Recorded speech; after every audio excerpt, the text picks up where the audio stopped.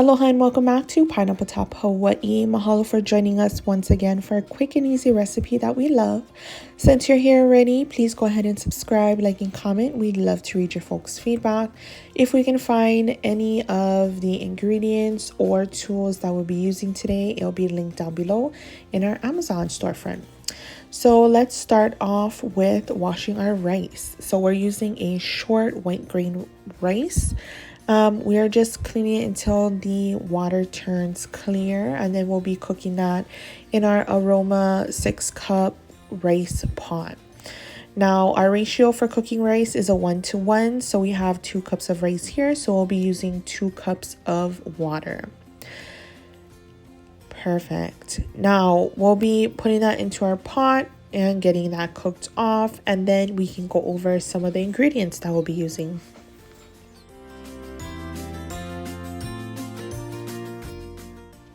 Okay, so here's our ingredients. We have some dried dill, some mayonnaise, sesame oil, a 6-ounce can of pink boneless skinless salmon, some imitation crab. We have some fried wheat flour, which gives it a good crunchy texture, and our powdered sushi flavoring.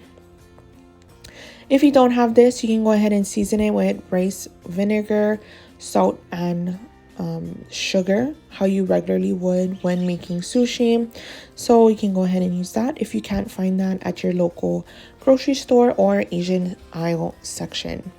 Now we're going to go ahead and scoop out 2 to 3 cups of cooked rice, and the packet that we'll be using calls for 4 cups of rice, so we won't be using the whole packet, but we will be using majority. We're going to go ahead and toss this around using short strokes, so we're not pressing down the rice. We want to keep it nice, light, and fluffy, just like this. Perfect. Now we did forget to add in our sesame oil, so if you'd like to add that in, that is 1 teaspoon of sesame oil. It does have a pungent flavor, so just be careful if you are going to put a little more than usual. It can alter the taste of this recipe. Now we're going to add this to a oven safe baking dish. This is a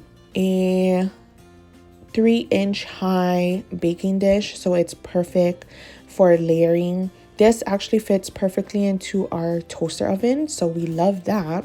We don't need to turn on our big oven. It is the summertime in Hawaii, so it's hotter than usual.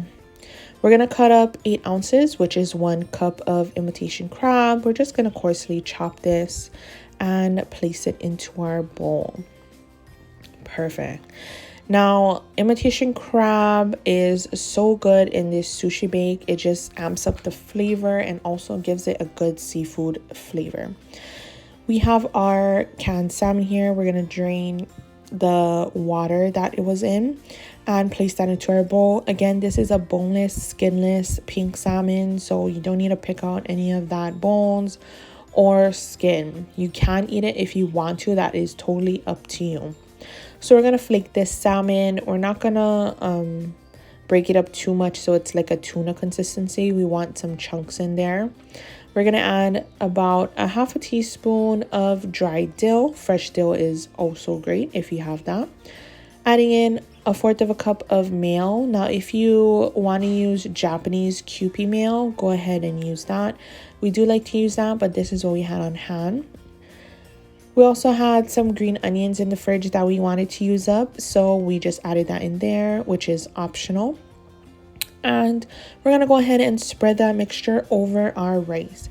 Now, just like the rice, we don't want to push it down. We just want to move it around, keep it nice and fluffy. So when this bakes, it really just bakes into each other. It's so good. We're going to put this into our toaster oven at 350 for about 7 to 10 minutes. And we are going to put it on broil for 4 to 5 minutes. So whenever broiling something, you want to keep an eye on that. Optional here is some Funicake that we placed on it. Since it was next to us, we might as well add some on. Has a good flavor and will give it some nice color. So we're going to pop that in the oven, take it out, The flavors are married together. It's so ono and so good. Now, this is some fried wheat flour. We found this in our Asian grocery store, which is KTA here in Hawaii and Hilo. It's similar to a tempura batter mix. So if you want to use something that's close to this fried wheat flour, I would suggest you make a little bit of that tempura batter and frying it, just splattering some inside some oil so it comes into small pieces, and then using that. And to me, it tastes just the same. So this is going to give it some crunch, a little flavor from that wheat flour. And if you haven't used it, we suggest you try it. It's a real game changer. Now we're going to add this to a little piece of our nori here. And this is optional too. You can eat this in any way you want. You could eat it just like this. You can eat it with some nori, dip some chips inside, whatever you want. It's your preference. We're going to roll this up and take a bite, see how it is. And of course, it's onolicious as usual. We want to thank you guys for joining us for another episode of Pineapple Top Hawaii. We hope you folks enjoyed it and subscribe. Mahalo.